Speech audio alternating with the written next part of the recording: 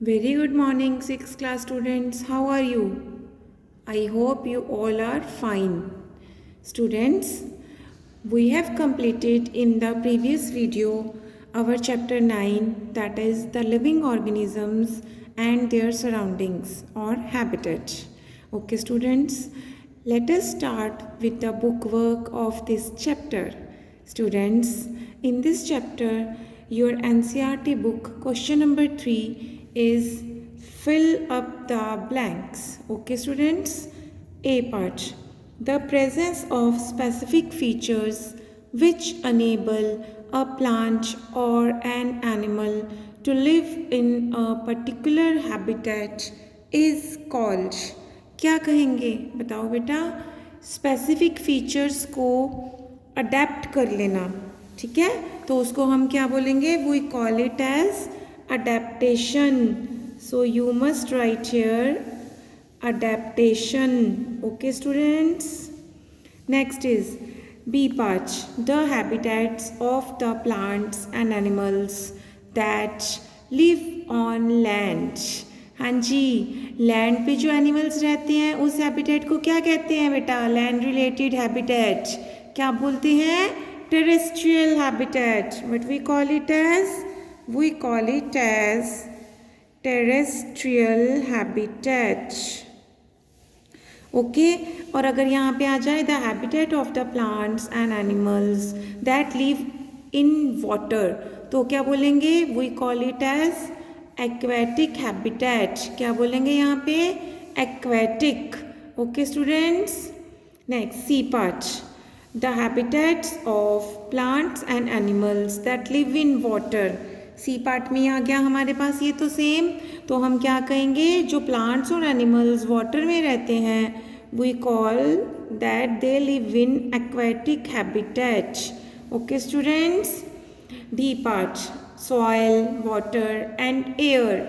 हाँ जी, are dash factors. Which factors? They are abiotic factors. Two type of factors now we have, biotic and abiotic. These three are non-living, so they relate to abiotic factors. E.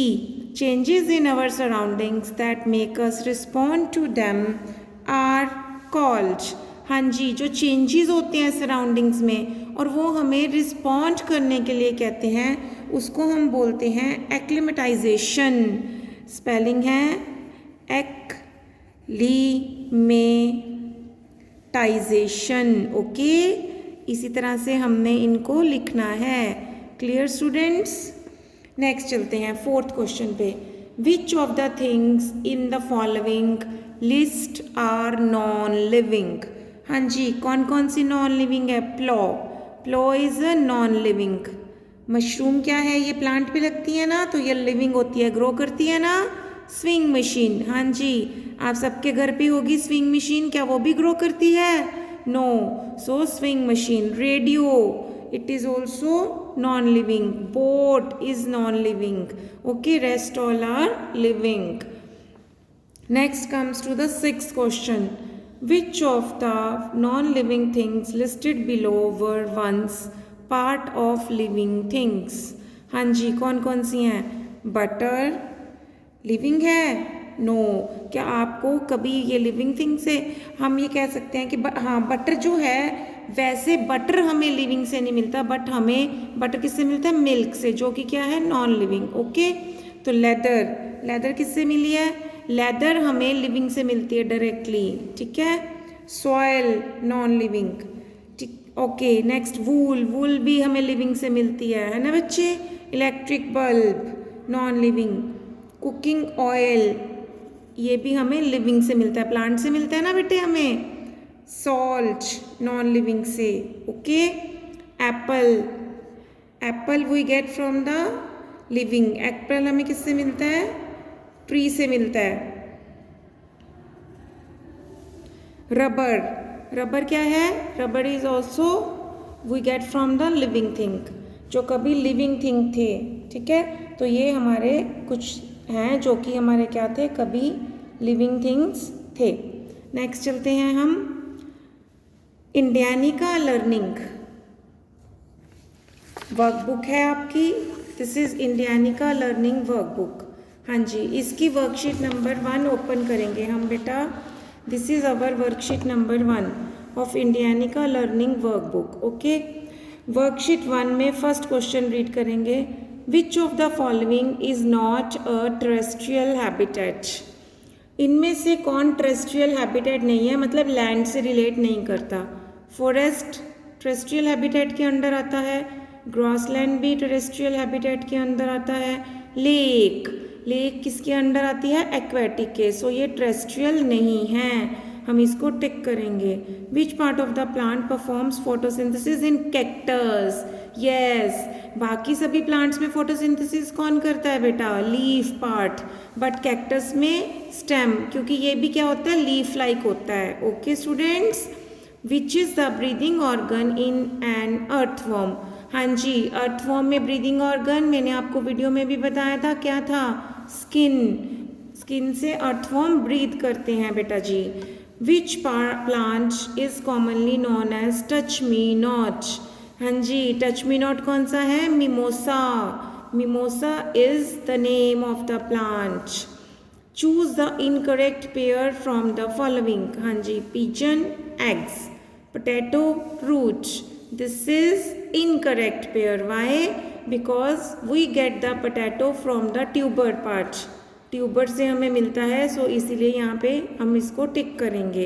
Rest all are correct. Apple से seed भी मिलता है, dog से young one भी हमें मिलते हैं। ठीक है बच्चे? ओके, नेक्स्ट है हमारे पास फिलिंग द ब्लैंक्स।